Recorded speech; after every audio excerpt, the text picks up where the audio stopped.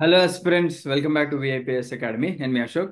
So APSC group 2కి సంబంధించిన certificate verification dates మనకు అఫీషియల్గా అనౌన్స్ చేశారు కాబట్టి ఆ పర్టికులర్ డేట్స్లో మీ యొక్క హాల్ టికెట్ నెంబర్ ఎక్కడైతే ఉందో ఆ పర్టికులర్ టైం ప్రకారంగా మీ వెరిఫికేషన్ అనేది జరుగుతుంది.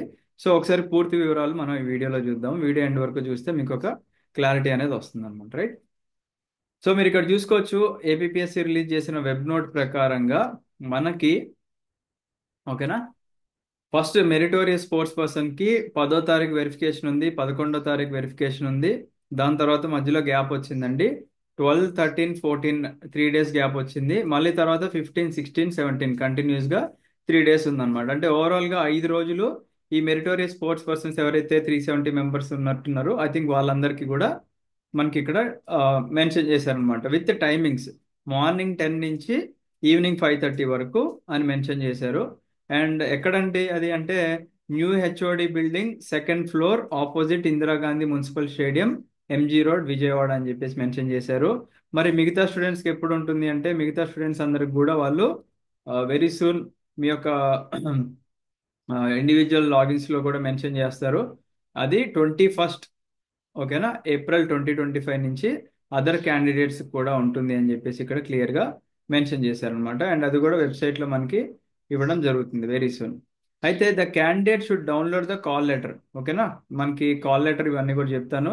కాల్ లెటర్ మనకి 2 చెక్ లిస్టులు, 2 అటెస్టేషన్ ఫామ్లు and other relevant material from the commission's website అన్నారు. అవేంటో చూద్దాం ఫస్ట్, ఓకేనా. ఎస్. సో వెబ్సైట్లో మనం ఇది క్లిక్ చేస్తే మనకి కొన్ని లిస్ట్ ఇచ్చారనమాట, ఓకేనా. వాళ్ళు ఏమన్నారు ఫస్ట్ మనకి ఇక్కడ క్యాండిడేట్ యొక్క కాల్ లెటర్ ఆర్ మెమో అని చెప్పేసి అన్నారు కదండి. మనకి ఇక్కడ ఇచ్చారు చూడండి, candidate call letter or memo అని చెప్పేసి. సో ఇది క్లిక్ చేద్దాం మనం. దీనికన్నా ముందు వెరిఫికేషన్ మనకి డే వైజ్ షెడ్యూల్ ఇచ్చారు, అది చూద్దాం. సో మనకి 10th నుంచి వెరిఫికేషన్ స్టార్ట్ అవుతుంది కాబట్టి 10th మార్నింగ్ 10 AM ఇక్కడ మెన్షన్ చేసిన స్టూడెంట్స్ లిస్ట్ ఎవరైతే ఉన్నారో వీళ్ళకి మాత్రమే వెరిఫికేషన్ నడుస్తుంది. తర్వాత ఆఫ్టర్నూన్ 2 PM ఇక్కడ మెన్షన్ చేసిన స్టూడెంట్స్కి మాత్రమే వెరిఫికేషన్ నడుస్తుంది. సిమిలర్గా 11th కానీ, తర్వాత 11th కానీ, 15th కానీ, 16th కానీ, 17th కానీ వాళ్ళు మెన్షన్ చేసిన మార్నింగ్ 10 AM మరియు ఆఫ్టర్నూన్ 2 PM వెరిఫికేషన్ అనేది నడుస్తుంది. సో మీ నెంబర్ చూసుకొని ఆ నెంబర్ ప్రకారంగా మీరు వెళ్ళండి విత్ ఆల్ సర్టిఫికేట్స్. ఏమేమి కావాలన్నారండి మనకి ఇక్కడ? ఫస్ట్ మీ యొక్క కాల్ లెటర్ లేదా మెమో డౌన్లోడ్ చేయమన్నారు కాబట్టి ఆ కాల్ లెటర్ ఎలా ఉంటుందో చూద్దాం. సో కాల్ లెటర్లో ఏం మెన్షన్ చేస్తున్నారు అంటే మనకి ఇక్కడ వాళ్ళ అడ్రస్ మెన్షన్ చేసి he or she should produce the following certificates, ఓకేనా, ఇన్ ఒరిజినల్, ఓకేనా. మనకి డూప్లికేట్స్ లేదా జిరాక్స్లో చెల్లవు, కేవలం ఒరిజినల్ కాపీస్ మాత్రమే మనకి ప్రొడ్యూస్ చేయాలి. And A set of photostat copies అనమాట, అంటే జిరాక్స్ కాపీస్ కూడా మనం ప్రొడ్యూస్ చేయాల్సి ఉంటుంది ఫర్ వెరిఫికేషన్ అనమాట, ఓకేనా. అంటే మీరు మీ యొక్క ఒరిజినల్ తీసుకెళ్ళండి, ఆ ఒరిజినల్కి సంబంధించిన ఒక సెట్ జిరాక్స్ కూడా తీసుకెళ్ళండి, కుదిరితే ఒక 2-3 సెట్లు తీసుకెళ్ళండి, తప్పే లేదు, రైట్. సో ఇక్కడ ఏమేమి వెరిఫై చేస్తారండి? ఫస్ట్ ఆఫ్ ఆల్ మీ minimum or maximum age verify చేసుకోవడానికి మీ యొక్క ఎస్ఎస్సి ఆర్ ఈక్వలెంట్ సర్టిఫికేట్ ఏదైతే ఉంటుందో అది మెన్షన్ చేస్తారు ఫర్ డేట్ ఆఫ్ బర్త్. తర్వాత మీ యొక్క ఏజ్ రిలాక్సేషన్ కోసము సర్వీస్ సర్టిఫికెట్ లేదా ఎనీ అదర్ సర్టిఫికెట్ దాన్ని సంబంధించింది ఉంటే అది అది మనకి వెరిఫై చేస్తారు. అన్ఎంప్లాయిడ్ యొక్క డిక్లరేషన్ అండి, అది ఎక్కడ ఉంటుంది? అన్ఎంప్లాయిడ్ డిక్లరేషన్ అంటే అది కూడా ఇక్కడే ఉంటుంది. అన్ఎంప్లాయిడ్ డిక్లరేషన్ కానీ, లేకపోతే రెసిడెన్స్ సర్టిఫికేట్ కానీ, లేకపోతే స్కూల్ స్టడీ సర్టిఫికేట్ కానీ, నాన్ క్రిమిలేయర్ ప్రొఫార్మా కానీ, అటెస్టేషన్ ఫామ్ కానీ, చెక్ లిస్ట్ ఇవన్నీ కూడా మనకి ఇచ్చారు. మీరు ఒకసారి చూడండి, చూస్తే మీకు ఒక క్లారిటీ వస్తుంది అనమాట, ఓకేనా. డిక్లరేషన్ బై ద అన్ఎంప్లాయిడ్స్ ఎవరైనా ఉంటే డిక్లరేషన్ అనేది తీసుకెళ్ళాలి. నెక్స్ట్ ఇంటిగ్రేటెడ్ కమ్యూనిటీ సర్టిఫికేట్ అంటే మనకి క్యాస్ట్ సర్టిఫికేట్ మనకి tahsildar or MRO or RDO issue చేసింది అయి ఉండాలి.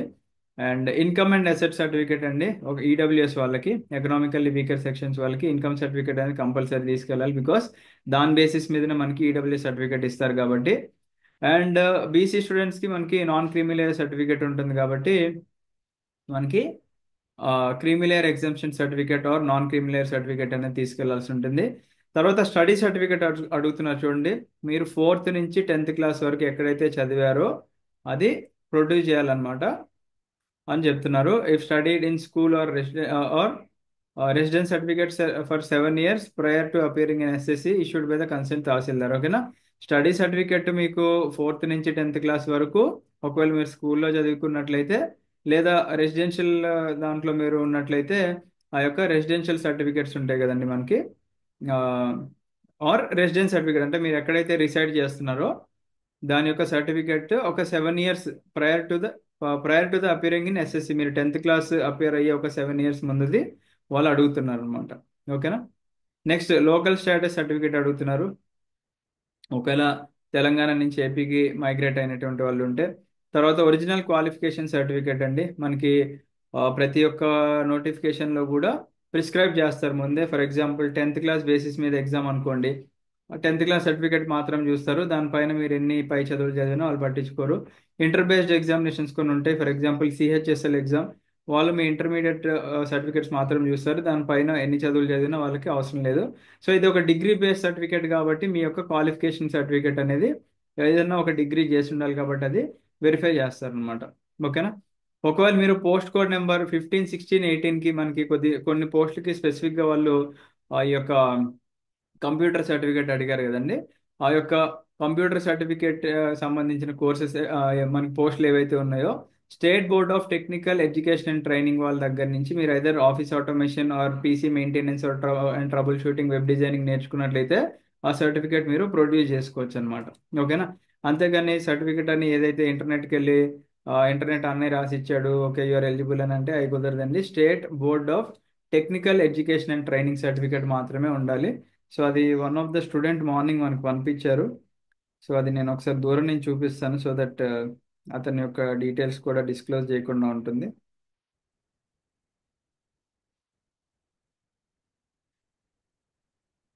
ఐ థింక్ మీకు ఇక్కడ కనిపిస్తుంది అనుకుంటాను. ఒకసారి జూమ్ చేసి తీస్తే.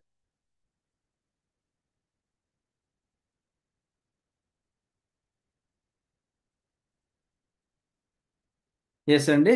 నెక్స్ట్ ఫిజికల్లీ హ్యాండిక్యాప్డ్ అంటే పీడబ్ల్యూడి స్టూడెంట్స్ ఉంటారు కదా, persons with bench mark disabilities లేదా ఫిజికల్లీ హ్యాండిక్యాప్డ్ వాళ్ళు కూడా సర్టిఫికేట్ అనేది తెచ్చుకోవాలి. అది ఎవరు ఇష్యూ చేసి ఉండాలి అంటే district medical board or civil assistant surgeon మాత్రం ఇష్యూ చేసింది తీసుకోవాలన్నమాట. అండ్ ఫిజికల్ ఫిట్నెస్ సర్టిఫికేట్ అండి in the prescribed proforma clearly showing మీ యొక్క హైట్, మీ యొక్క వెయిట్, మీ యొక్క చెస్ట్ మెజర్మెంట్స్. ఓకేనా. And inspiration, expiration and difference అనమాట. అంటే మీ యొక్క చెస్ట్ నార్మల్గా ఉన్నప్పుడు ఎలా ఉంది అండ్ బ్రీత్ తీసుకున్నప్పుడు ఎంత ఎక్స్పాండ్ అవుతుంది అనేది కూడా మీరు ఆ ఆ యొక్క ఫిజికల్ ఫిట్నెస్ సర్టిఫికేట్లో మెన్షన్ చేయించుకోవాలి.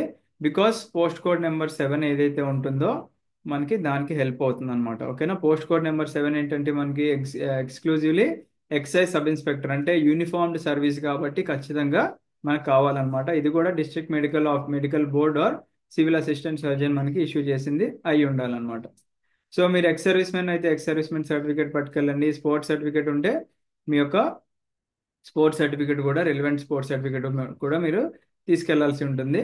ఒకవేళ ఏదైనా స్పెల్లింగ్ మిస్టేక్స్ ఉన్నాయనుకోండి సర్టిఫికేట్ మీరు ప్రొడ్యూస్ చేసిన సర్టిఫికేట్స్లో at the time of verification, the candidate has to produce a certificate issued by the competent authority stating that the original certificates are pertaining to him or her are to be produced. అంటే ఒకవేళ ఏదైనా mistake ఉంటే నేను original certificate మళ్ళీ produce చేస్తాను అని చెప్పేసి మీరు వాళ్ళకి చెప్పండి. సో చెప్పి దానికి సంబంధించిన ఏదైనా మీరు ఒరిజినల్ సర్టిఫికేట్ కోసం అప్లై చేస్తే దాన్ని ప్రూఫ్ అయితే చూపించండి. అండ్ మీరు ఏదైతే మెయిన్స్కి రాసిన హాల్ టికెట్ ఉందో అది కూడా ఇక్కడ ఒరిజినల్ హాల్ టికెట్ కావాలన్నారు. And the copy of this memo for verification of original certificates అన్నారు అనమాట. ఓకేనా. నెక్స్ట్ టూ అటెస్టేషన్ ఫామ్స్ అండి. అటెస్టేషన్ ఫామ్స్ కూడా మనకి ఇక్కడ ఉన్నాయి.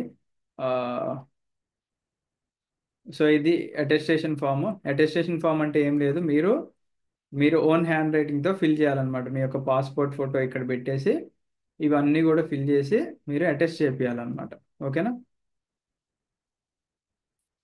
ఎవరితో అటెస్ట్ చేయాలండి ఇక్కడ గెజెటెడ్ ఆఫీసర్తో అటెస్ట్ చేయాలన్నమాట. యూజువల్లీ మనకి హెడ్ మాస్టర్లు ఉంటారు, వాళ్ళు గెజెటెడ్. తర్వాత మీ దగ్గరలో ఏదైనా పోలీస్ స్టేషన్ ఉంటే ఇన్స్పెక్టర్ క్యాడర్ అండ్ అబోవ్ వాళ్ళందరూ కూడా గెజెటెడ్ అనమాట. ఓకేనా. మళ్ళీ 2 చెక్ లిస్ట్లు ఇచ్చారు.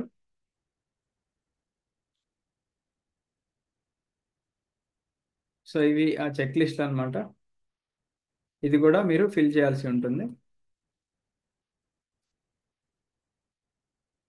So two check list duly filled and signed by the candidates, మీరు ఫిల్ చేసి కంపల్సరీ సైన్ చేయాలన్నమాట. 8 లేటెస్ట్ పాస్పోర్ట్ సైజ్ ఫొటోస్, ఓకేనా. మీరు సేఫ్ సైడ్కి ఒక 16 కాపీస్ ఇస్తారు, మనకి ఇంకా తక్కువ అవుతుంది. 8 కాపీస్ ఒక రేట్ ఉంటుంది, 16 కాపీస్ ఒక రేట్ ఉంటుంది, 32 కాపీస్ ఒక రేట్ ఉంటుంది. కాబట్టి ఓ 16 ఫోటోలు తీసుకెళ్ళండి. నెక్స్ట్ మనకి జాబ్లో జాయిన్ అయినా కానీ తర్వాత ఖచ్చితంగా హెల్ప్ అవుతుంది కదా. ఒక 16 ఆర్ 32 పాస్పోర్ట్ సైజ్ ఫోటోలు మీరు తీసి పెట్టుకోండి, మీకు నెక్స్ట్ ప్రాసెస్ అన్నిటికి కూడా హెల్ప్ అవుతుంది అనమాట, ఓకేనా. Important note: the above original certificate should invariably be produced at the time of verification of original document, failing which he or she will not be considered for the selection process, which is very important. ఓకేనా. మీరు ఏదైతే వాళ్ళు mention చేసిన original certificates మీరు produce చేయలేకపోయారు అనుకోండి, మీ యొక్క selection process అనేది ఇక్కడతో ఎండ్ అవుతుంది అనమాట. ఫర్దర్గా మీ యొక్క ప్రాసెస్ అనేది ఏమి ఉండదు. If he or she does not submit study certificate at the time of verification, he or she will be treated as non-local. గుర్తుపెట్టుకోండి, మీరు ఒకవేళ మీ స్టడీ సర్టిఫికేట్ కనుక ప్రొడ్యూస్ చేయకపోతే, ఎందుకు స్టడీ సర్టిఫికేట్ అంటే మీరు ఆ పర్టికులర్ స్టేట్లో ఆంధ్రప్రదేశ్లో చదివారు అని తెలియాలి కదండి. అక్కడ చదివితే మీకు స్టడీ సర్టిఫికేట్ ఇస్తారు. చదవకుండా తెలంగాణలో చదివేసి మీరు ఏపీలో సర్టిఫికేట్ వెరిఫికేషన్ అప్పుడు తెలంగాణ సర్టిఫికేట్స్ ప్రొడ్యూస్ చేశారంటే నో యూజ్ అనమాట. అంటే మీరు నాన్ లోకల్ కింద ట్రీట్ చేయడం జరుగుతుంది, ఓకేనా. Right. If he or she does not submit community certificate or non creamy layer certificate, his or her candidature will be treated as OC, ఓకేనా. ఇప్పుడు కొంతమంది నాన్ క్రిమిలేయర్ ఆర్ క్రిమిలేయర్ అంటే తెలియదండి, అంటే మేబీ అందరికీ తెలియాలని లేదు. సో నాన్ క్రిమిలేయర్ అంటే మీ యొక్క పేరెంటల్ ఇన్కమ్ 8 lakhs కన్నా బిలో ఉంటే మిమ్మల్ని నాన్ క్రిమిలేయర్ కింద ట్రీట్ చేస్తారు అనమాట. అంటే బీసీలో మనకి రిజర్వేషన్ వర్తించాలి అనుకున్నట్లయితే నాన్ క్రీమీ లేయర్ అని చెప్పేసి ఉంటుంది. 8 lakhs కన్నా అబౌవ్ ఉంటే parental income, apart from agricultural and some అవన్నీ పక్కన పెట్టేసి వీడియో చేసాం చూడండి కావాలంటే, మీకు ఈడబ్ల్యూఎస్ సర్టిఫికేట్ అనేది వస్తుంది, సారీ ఓబీసీ సర్టిఫికేట్ అనేది వస్తుంది అనమాట, నాన్ క్రీమీ లేయర్. ఒకవేళ మీరు 8 lakhs కన్నా అబౌవ్ ఉంటే అది క్రీమీ లేయర్ కింద వస్తారు. క్రీమీ లేయర్ అంటే నథింగ్ బట్ ఓపెన్ కేటగిరీ అనమాట, ఓసీ కింద వస్తారు. If he or she does not submit income or asset certificate for claiming the EWS reservation, ఇక్కడ కూడా ఓసీ కింద ట్రీట్ చేస్తారు. ఎందుకంటే ఇవన్నీ కూడా స్పెషల్ రిజర్వేషన్స్ అండి. మనకి స్పెషల్ రిజర్వేషన్ అంటే బీసీ అందరికీ ఒక రిజర్వేషన్ ఉండదు కదా. బీసీలో కూడా మన ఫినాన్షియల్ స్టేటస్ని బట్టి మీరు ఓపెన్ కేటగిరీ కింద వెళ్తారు. 8 lakhs కన్నా బిలో ఉంటే మీకు రిజర్వేషన్ వర్తిస్తుంది. అలాగే ఓసీ స్టూడెంట్స్కి కూడా ఇన్కమ్ అండ్ అసెట్ సర్టిఫికేట్ ప్రకారంగా దానికి కూడా ఒక పర్టికులర్ బార్ అనేది ఉంటుంది. ఆ బార్ కన్నా బిలో ఉంటే మీరు ఎకనామికల్లీ వీకర్ సెక్షన్ కింద వచ్చి మీకు రిజర్వేషన్ వర్తిస్తుంది. అండ్ కట్ ఆఫ్లు కూడా కొద్దిగా తక్కువ ఉంటుంది అనమాట. లేదు అది లేదు అనుకుంటే ఓసీ కింద వచ్చేస్తారు అనమాట. If he or she does not submit degree certificate, his or her candidature will be rejected. నేను చెప్పాను కదండి, కంపల్సరీగా ఇది డిగ్రీ బేస్డ్ ఎగ్జామినేషన్ కాబట్టి కంపల్సరీ డిగ్రీ సర్టిఫికేట్ ఉండాలి, లేదు అనుకుంటే అయిపోయినట్టు. అయితే కొంతమందికి మనకి ఓడి రావడానికి కొద్దిగా టైం పడుతుంది, బట్ ప్రొవిజనల్ డిగ్రీ మాత్రం ఉంటుంది. అది కూడా వీళ్ళు మెన్షన్ చేసిన డేట్ కల్లా మీ దగ్గర ఆల్రెడీ ఆ సర్టిఫికేట్ ఉన్నట్లయితే వాళ్ళు కన్సిడర్ చేసే అవకాశం ఉంది. లేదు అనుకుంటే కొద్దిగా ఇబ్బంది అనమాట. మీరు వాళ్ళని రిక్వెస్ట్ చేయండి, సార్ నాకు ఓడి ఆల్రెడీ ఆ క్యాంపస్ నుంచి ఇష్యూ చేయాల్సి ఉంది, అది ఇంకా డిలే అయింది, నేను సబ్మిట్ చేస్తాను అని అక్కడ ఎవరైనా హైయర్ అథారిటీస్ ఉంటే వాళ్ళని ఒకసారి మీరు కన్సల్ట్ చేయడానికి ట్రై చేయండి. లేదంటే ఒకసారి ఏపీఎస్సి హెల్ప్ డెస్క్ వాళ్ళని కూడా కాంటాక్ట్ చేయండి. సో ఇక్కడ కాంటాక్ట్ నెంబర్స్ ఉంటాయి చూడండి. ఒకవేళ మీ రిక్రూట్మెంట్ నోటిఫికేషన్ అండ్ సబ్జెక్ట్కి సంబంధించిన ఏదైనా ఇన్ఫర్మేషన్ ఉంటే 08662527821కి కాల్ చేయండి. ఓటీపీఆర్ అప్లికేషన్ ఫీ రిలేటెడ్ అయిన క్వైరీస్ ఉంటే 08662527820కి కాల్ చేయొచ్చు, రైట్. సో రిమైనింగ్ అన్నీ కూడా ఇక్కడే ఉన్నాయి. మీరు ఇవన్నీ కూడా ఒకసారి డౌన్లోడ్ చేసుకోండి, కంపల్సరీ డౌన్లోడ్ చేసుకున్న తర్వాత మీ యొక్క ప్రాసెస్ని కంప్లీట్ చేసుకోండి. అండ్ ఎక్కడ కూడా సర్టిఫికేట్స్ మనకి వాళ్ళు చాలా స్ట్రిక్ట్గా చూస్తారండి, బికాస్ సర్టిఫికేట్ వెరిఫికేషన్ అనేది చాలా ఇంపార్టెంట్ ప్రతి కాంపిటేటివ్ ఎగ్జామ్కి. ఇక్కడ కూడా చాలామంది ఒకవేళ ప్రొడ్యూస్ చేయకపోతే రిజెక్ట్ అయ్యే అవకాశాలు కూడా ఉన్నాయా, ఏముందిలే మేనేజ్ చేయొచ్చు అనుకుంటే వీ క్యాన్ టెల్, ఓకేనా. So I wish you all the best, have a great day. చేయండి.